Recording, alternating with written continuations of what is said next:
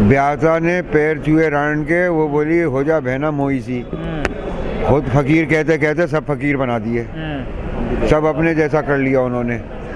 तो आप इस बात को ना कहें कि साहब वो जो है सेवक बताते हैं, फकीर बताते हैं, वो तो जो मन में आए वो कह सकते हैं।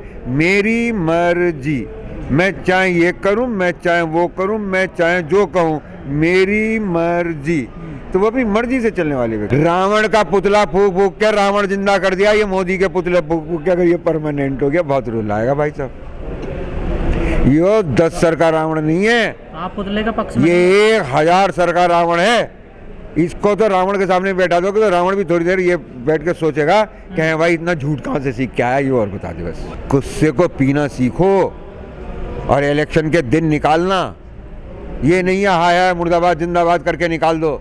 छाती के अंदर कस के पकड़ के रखो इस गुस्से को। देखिए एक बात बताऊं मैं, हिंदुस्तान मजबूर हो सकता है, मूर्ख नहीं हो सकता। मैंने विवेकानंद जी की भी बात मान ली कि हमारी मिट्टी में भगवान राजनीति डालना भूल गया, लेकिन एक बात बता दूं मैं आपको, हिंदुस्तान का आदमी धर्म अधर्म में, अच्छाई में, बुराई में, सच में, झूठ में बहुत अच्छी तरीके से पहचान कर लेता है, और उसने मोदी जी के झूठ को पकड़ लिया है। हमें ये बताने की जरूरत नहीं पड़ती किसानों को कि इन कानूनों में काला क्या है। अब तो इतना भर कह देने से काम चलता है कि मोदी तुम्हारे लाभ के लिए ये कानून लाया है, सब जाग के बैठ जाते हैं लट लेके कि देखे कैसे आएगा। मोदी जी पे भरोसा नहीं रहा है पब्लिक को। ये तो एक ही बाप के 2 बेटे हैं। किसान का एक बेटा खेत में खड़ा है, एक बेटा जवान बन के सरहद पे खड़ा हुआ है। यही दोनों बहकाए जा रहे हैं। बहकाने वाले तो ये व्यापारी वर्ग वाले हैं। एक किसान जितना पूरे साल में झूठ बोलता है, इतना एक व्यापारी सुबह शटर उठाने से लेकर शटर गिराने तक बोल लेता है कि ये लड़ाई कितनी बड़ी है। अगर जीत गए तो इतिहास बनाएंगे और अगर हार गए तो इतिहास बन जाएंगे। कोई नाम लेवा नहीं होगा इनका वक्त में।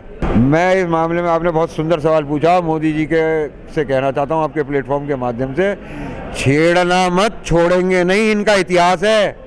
आप क्या सोच रहे हैं, मोदी जी का सिस्टम फेल होने लगा और हमारी यहाँ क्या हालत है।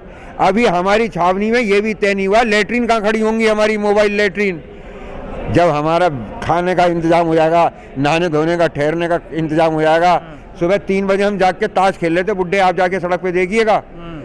तो जब हम हो जाएंगे फिर अपनी तोपें लाइन से लगा देंगे, एक गोले में उड़ा देंगे इनको। अभी हमारी व्यवस्था तो हो जाने दो। अब की बार हमारा खून हमारे बच्चों का ही खून नहीं है, अब की बार मुद्रा पुत्र को भी अपने खून से कीमत अदा करनी पड़ेगी।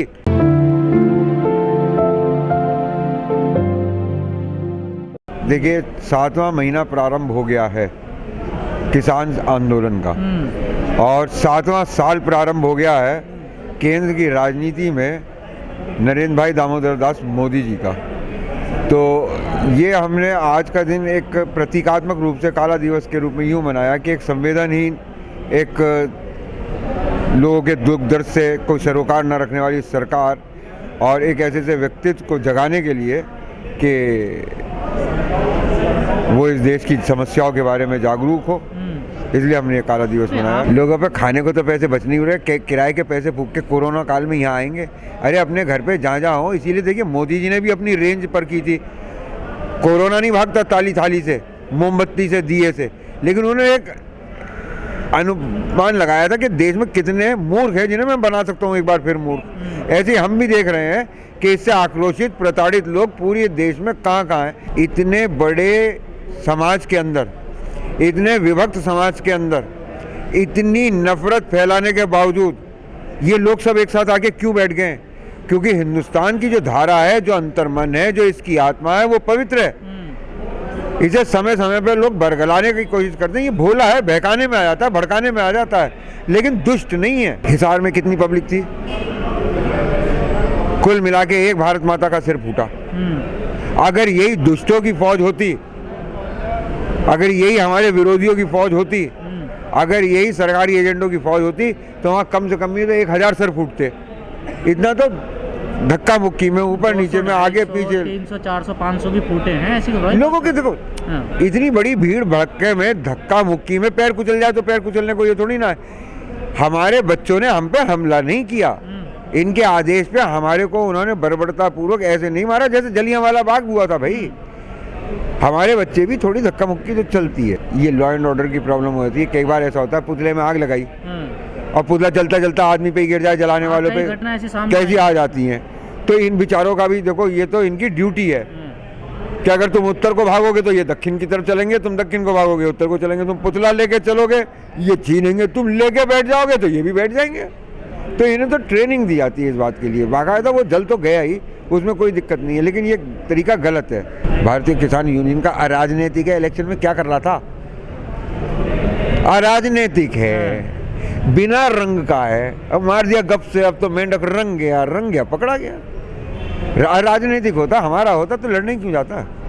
कड़वी बात कर रहे हो आप। क्या करें, दवाई कड़वी होती है, उसके लिए मीठा कर दें क्या? हकीकत है, हम अराजनीतिक हैं।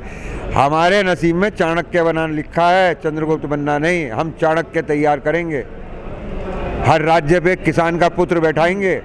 संयुक्त किसान मोर्चा को इस बात को समझना चाहिए कि वो लोगों के आक्रोश का प्रतीक हैं। उनके आह्वान पर इतना बड़ा आंदोलन नहीं खड़ा हुआ है। आंदोलन तो लोगों के दिल में पल रहा था, ये उसके सहारे दिल्ली तक पहुंच गए। इन पे एक बहुत बड़ी जिम्मेवारी आई है। इतनी बड़ी लड़ाई आज की तारीख तक ना छोटू राम ने सोची थी, न चौधरी चरण सिंह, न देवीलाल ने, न चौधरी महेंद्र सिंह टिकैत ने, किसी ने, शरद जोशी ने, किसी किसान नेता ने इतनी बड़ी लड़ाई नहीं सोची थी। ये लड़ाई पूंजीवाद से हो गई है। तो आप ये मानकर चले कि इन लोगों के ऊपर ये जो जिम्मेवारी है, इनको बहुत बड़े दिल और बहुत बड़े दिमाग के किरदार की जरूरत है अब हिंदुस्तान को। तो ऐसे बयानों से बचना चाहिए। बिल्कुल बचना चाहिए। विरोधी इन पे हर वक्त नजर रख रहे हैं, इनके समर्थक भोले हैं, ये बहकाए में आ जाते हैं, षड्यंत्र का शिकार हो जाते हैं, अफवाहों का शिकार हो जाते हैं। ये संयम बरतने की जरूरत है, अपने को पहचानने की जरूरत है। अगर घर के 10 आदमी भी तीर्थ यात्रा पे गए होते हैं तो एक बार में ऐसा होता है कि 10 के 10 बोल रहे होते हैं। है तो सब चिंता की बात करने वाले ना, करते तो अपनी ही चिंता है। अब इन्होंने थोड़ा बहुत कहा सुना है, हो जाता है। इतने दिन से साथ हैं, 6 महीने से, अभी तक इतने लंबे समय तक साथ रहे नहीं, तो हो सकता है थोड़ी खटपट हो गई हो बर्तनों में, लेकिन अब सब ठीक हो जाएगा धीरे धीरे, क्योंकि दिल आत्मा सबके जानता है। देखिए, मैं आपको बिल्कुल बेस लाइन बता दूं, आपको फिर किसी से पूछने की जरूरत नहीं पड़ेगी, बल्कि आप और नेताओं को सुधार भी सकेंगे। डेमोक्रेसी की बेस लाइन है by the people, of the people, for the people. Gettysburg में अब्राहम लिंकन ने ये बात कही थी। लोकतंत्र के लिए इससे सुंदर कोई बात नहीं है। लेकिन अब ये हिंदुस्तान के संदर्भ में दूसरी हो गई है। By the people, of the corporate, for the capitalism. पूंजीवाद के लिए है ये जो एक एक दिन में 100-100, 200 करोड़ एक एक घंटे में जिन्होंने लॉकडाउन में पैसा कमाया है, इस पूंजीवादी व्यवस्था के विरुद्ध है अब हमारी लड़ाई। मैं जितना आज की तारीख में अंबानी जी टैक्स दे रहे हैं, उसके अंदर 10% बढ़ा के टैक्स दूंगा। जितने संसाधन इन षड्यंत्रकारी पॉलिटिशियंस ने उसके हाथ में सौंपे हैं, उसमें मुझे सौंप दें। तो हिंदुस्तान के तेल की कीमत, अरे सरकार आप क्या बात करो, मैदान तो खुला है। अरे सरकार आप कैसी बात कर रहे हो? इस जन्म में मेरे लिए यूं असंभव सब समझो कि मुझसे बहुत ज्यादा काबिल चौधरी चरण सिंह किस तरीके से भारत के प्रधानमंत्री के चारों तरफ पूंजीवादी व्यवस्था ने ऐसी चक्रव्यूह रच दिया है कि अब कोई अभिमन्यु वहां तक पहुंच नहीं पाता। अब तो कैपिटलिज्म का एक बहुत बड़ी थैली वाले आदमी का 56 इंच के सीने का, ये तो अब सुपर हीरो का टाइम आ गया ना उनका।